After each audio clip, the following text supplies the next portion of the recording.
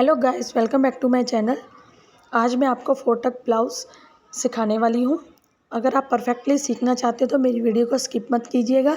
सबसे पहले फैब्रिक को सीधा कर लेना है स्ट्रेट लाइन ड्रॉ करके, और यहाँ पर मैंने 16 इंच लेंथ ली है और 1.5 इंच मैंने फोल्डिंग के लिए लिया है, और यहाँ पर मैंने 7.5 इंच पर मार्किंग की है आर्म होल की। आर्म होल अगर आपका टाइट हो जाता है या लूज़ हो जाता है, उसके बारे में आपको वीडियो में मैं आगे बताने वाली हूँ। आप वीडियो को स्किप मत कीजिएगा। और यहाँ पर एपेक्स की जो लेंथ है, जहाँ पर हमारी प्लेट डलनी शुरू होगी, वो मैंने लिया है 13 इंच। लेकिन ये बैक पार्ट की है, तो यहाँ पर आप 12.5 इंच भी ले सकते हैं, हाफ इंच कम ले सकते हैं। जितनी आपकी पूरी होती है, इसमें आपको हाफ इंच एक्स्ट्रा ऐड करने की ज़रूरत नहीं होगी। और यहाँ पर शोल्डर को हाफ़ किया है और उसको मैंने लिया है 7 इंचज़। अगर आप डीप नेक बना रहे हो तो 7 इंचज़ ले सकते हैं, लेकिन आपकी नेक अगर 5 इंचज़ या उससे कम है तो आप उसमें हाफ इंच एक्स्ट्रा ऐड कर सकते हैं। लेकिन मैं डीप नेक वाला ही बना रही हूँ, तो इसीलिए मैंने 7 इंचज़ ही लिया है। नीचे की तरफ पे मार्किंग जो करनी है वो 7.5 इंचज़ पे होगी। और अब इन दोनों निशानों को मिला लेना है इस तरह से। यहाँ पर हाफ इंच नीचे डाउन किया है और इस तरह से क्रॉस में जाते हुए एक लाइन ड्रॉ कर लेनी है। और यहाँ पर जो चेस्ट है वो है 43, उसको 4 से डिवाइड किया तो 10.75 आ गया, और उसमें हाफ इंच ऐड करना है तो ये आ जाएगा 11.25। आपका जितना भी है सिर्फ आपने फॉर्मूला यही यूज़ करना है। और कमर जो है उसको आपने 4 से डिवाइड करके उसमें 1 इंच ऐड करना है। आपकी जितनी भी कमर होगी उसमें आपने 4 से उसको डिवाइड करने के बाद उसमें 1 इंच ऐड करना है, और चेस्ट को भी 4 से डिवाइड करने के बाद उसमें हाफ इंच ऐड करना है। और यहाँ पर मार्जिन के लिए भी मैंने मार्किंग कर दी है। इस तरह से सभी निशानों को मिला देना है। और यहाँ पर एपेक्स की जो पीछे प्लेट आएगी ना, उसकी मार्किंग करनी है। इस तरह से इसका सेंटर लेना है, जहाँ पर हमने एपेक्स की लेंथ ली थी बैक पार्ट का। इस तरह से सेंटर लेके फिर बीच में सेंटर की लाइन लगा देनी है और हाफ इंच दोनों साइड पर ले लेना है। जो हमने कमर में 1 इंच एक्स्ट्रा ऐड किया है ना 4 पार्ट लेने के बाद, ये इसीलिए किया था ताकि हमने 1 इंच की पीछे प्लेट आएगी, हाफ इंच दोनों साइड पर जाएगा। और अब यहाँ पर आपको आर्म होल के बारे में बताने वाली हूँ। अगर आपका नेक डीप है तो आप हल्का सा अंदर की तरफ मार्किंग करेंगे इस तरह से, और फिर राउंड में शेप दे देंगे आर्म होल की। लेकिन अगर आपका नेक बैन वाला है या छोटा है, 5 इंच से कम है, तो आप बाहर की तरफ मार्किंग करके फिर उसको राउंड में शेप देंगे। अब यहाँ पर मैं अपने आर्म होल की राउंड को चेक करूँगी। मेरा है 20 इंचज़। यहाँ पर आप देखिए बिल्कुल 10 आ रहा है, 10 आगे का और 10 पीछे का, 20 इंचज़ हो जाएगा।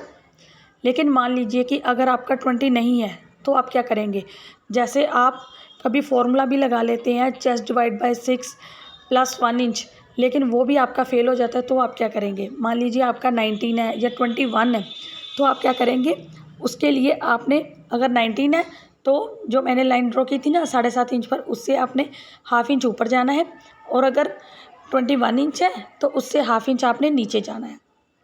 अब अगर आप देखेंगे तो ये देखिए इस तरह से करने से आपका पूरा 19 इंचज़ निकल रहा है। 9.5 है ना, तो उसको डबल कर लेंगे तो 19 आ जाएगा। और यहाँ पर नीचे वाला जो मार्किंग किया था एक्स्ट्रा वाला, तो वो 10.5 इंचज़ आ रहा है। मतलब कि टोटल जो हो गया वो 21 इंच हो गया।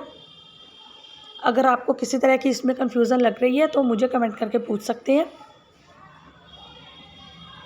अब जो मेरा एक्यूरेट जो था ना, जो मैंने आर्म होल की शेप दी थी, जो मुझे साइज़ चाहिए उसके अकॉर्डिंग ही मैंने मार्किंग कर ली है। और यहाँ से बैक पार्ट को हाफ इंच ऊपर उठाना है इस तरह से, और अब इसकी इस तरह से कटिंग कर देनी है।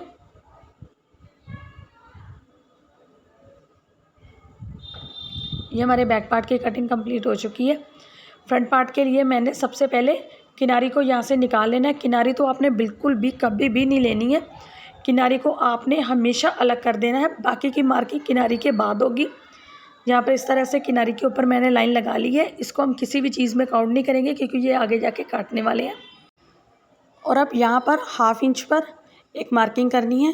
जो हमने आगे हुक और आई की पट्टी लगानी है ना, उसके लिए हाफ इंच मार्जिन में जाएगा। तो ये हम पहले ही निशानी लगा रहे हैं। इस तरह से मार्किंग करने के बाद यहाँ पर एक मैंने पॉइंट बना लिया है। इस मार्किंग के नीचे अब मैंने ब्लाउज़ की लेंथ लेनी है। जितनी भी लेंथ है उसमें हाफ इंच ऐड करना है, क्योंककि वो ऊपर सिलाई में जाएगा, और 1.5 इंच जो है वो नीचे फोल्डिंग के लिए जाएगा। और जैसे बैक पार्ट पर मार्किंग की थी ना आर्म होल की 7.5 इंच पर, वहाँ पर करनी है। और जो शोल्डर टू एपेक्स की लेंथ आ रही है वो आएगी 12.5 इंच, लेकिन मैंने 13 इंच लिया है क्योंकि ऊपर हाफ इंच जाएगा। और यहाँ पर फिर से शोल्डर की मार्किंग कर लेनी है। और नीचे वाले पार्ट में हमने 7.5 नहीं लेना, वो 7 ही लेना है। बैक वाले पार्ट में हमने 7.5 लिया था आर्म होल को। और यहाँ पर जितना भी हमने बैक पार्ट में चेस्ट लिए ना, उसमें आपने हाफ इंच एक्स्ट्रा ऐड करना है। और कमर के लिए आपकी जितनी भी कमर होगी उसको आपने 4 से डिवाइड करना है। जो भी आपका जवाब आएगा उसमें आपने 2 इंच ऐड करना है। बैक पार्ट में आपने 1 इंच ऐड किया था, लेकिन फ्रंट पार्ट में आपने 2 इंच ऐड करना है, क्योंकि जो आगे प्लेट डलेगी वो 2 इंच की डलेगी। इस तरह से यहाँ पर मार्किंग कर देनी है और अब इन दोनों निशानों को मिला देना है। तो गैस, लेकिन अगर जिनकी चेस्ट हैवी होती है, जिनका कप साइज़ बड़ा होता है, तो उनका जो इस तरह से मार्किंग करने से ना दब जाता है। तो इसके लिए हमें हल्का सा यहाँ पे राउंड में शेप देना पड़ेगा। अगर आपका साइज़ कम है तो कोई बात नहीं है, लेकिन अगर आपका साइज़ हैवी है थोड़ा, तो इस तरह से आपको राउंड में शेप देना पड़ेगा।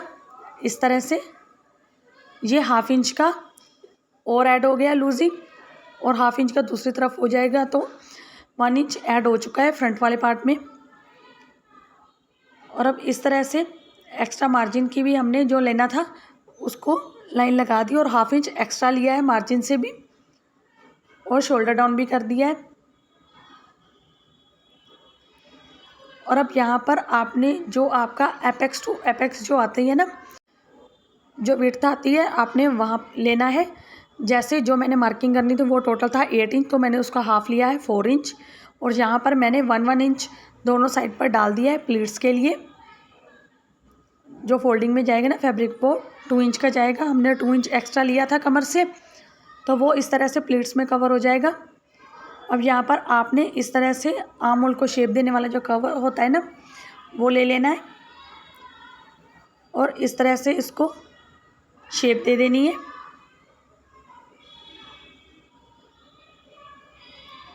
यहाँ से नीचे से इसको सीधा ही रखना है।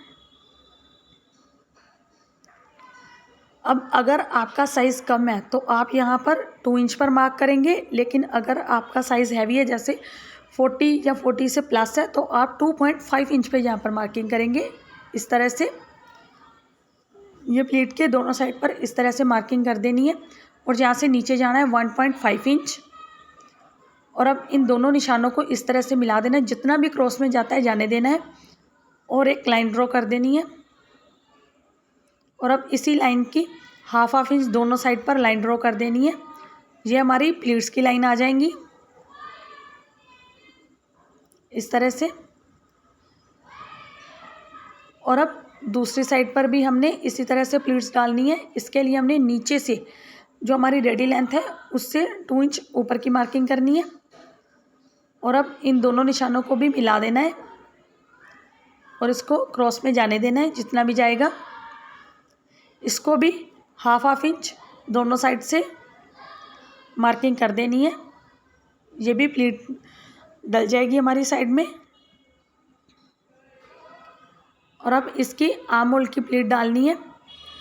उसके लिए सबसे पहले आपने इस तरह से इन दोनों निशानों को मिलाना है, जो प्लीट का है और जहाँ पर हमने आर्म होल के मार्किंग की है, और जहाँ पर इसका गैप रहेगा 2 इंच। आप 2.5 भी रख सकते हैं। इस तरह से स्ट्रेट लाइन ड्रॉ करने के बाद अब जो इसका बाकी का फैब्रिक है ना, पहले उसको कट कर देना है, फिर इसकी जो आगे का प्रोसेस है वो करना है। सबसे पहले मैं यहाँ पर एक्स्ट्रा फैब्रिक को भी कट कर रही हूँ।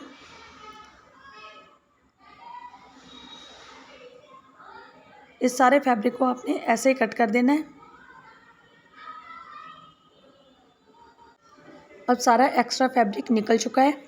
अब इस प्लीट को इस तरह से उठाना है, और यहाँ पर इसको प्रेस की मदद से सबसे पहले सेट कर लेना है इस तरह से। ये 1/2 इंच के करीब मैंने इसको फ़ोल्ड किया है। इस तरह से पहले इसको प्रेस की मदद से सेट कर लेना है। अब जो आपका फ्रंट और बैक पार्ट छोटा बड़ा हो जाता है ना, उसके लिए आपको बताने वाली हूँ। ये देखिए यहाँ पर हमने जो उसको 1/2 इंच ऊपर किया था ना बैक पार्ट को, उसको लेना है। तो मेरा आ रहा है 8.25। अब इसको भी पूरा 8.25 ही आना चाहिए।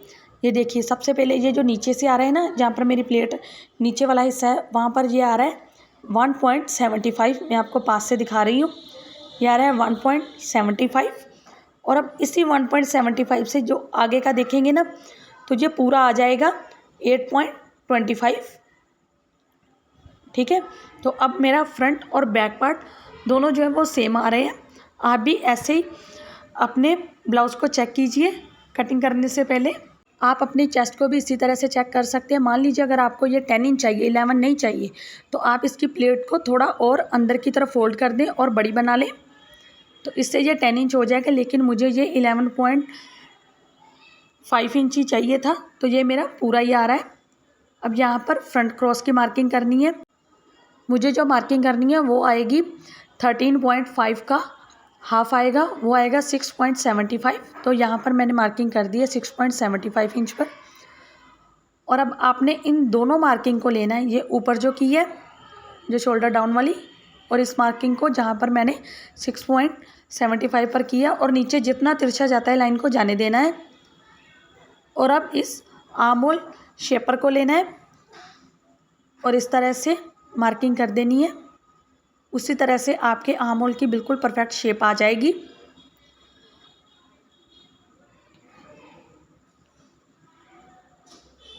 अगर आपको फ्रंट क्रॉस और बैक क्रॉस के बारे में और डिटेल चाहिए कि वो कहाँ से लेते हैं, तो आप मुझे कमेंट करके बता सकते हैं। उसके ऊपर भी मैं आपके लिए एक वीडियो बना दूंगी, जिससे कि आप परफेक्टली अपना फ्रंट क्रॉस और बैक क्रॉस ले सकें। जैसे कि आपका शोल्डर के पास से जहाँ पर हमारा आर्म होल की शेप आती है, वहाँ पर आपका एक फुग्गा सा बन जाता है ना, तो वो नहीं बनेगा। इस तरह से यहाँ पर मैंने प्लेट के ऊपर भी कट लगा दिया है और मेरी फ्रंट पार्ट की मार्किंग भी हो चुकी है।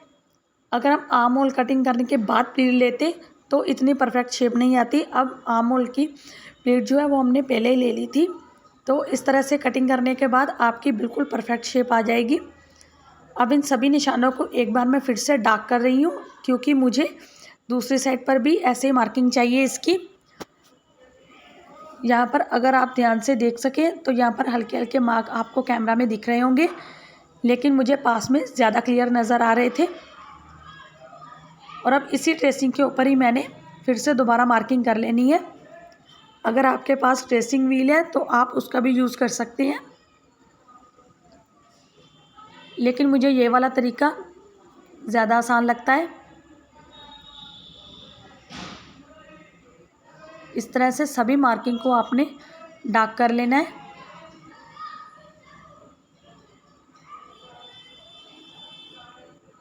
अब यहाँ पर मैं प्लीट की भी मार्किंग कर रही हूँ।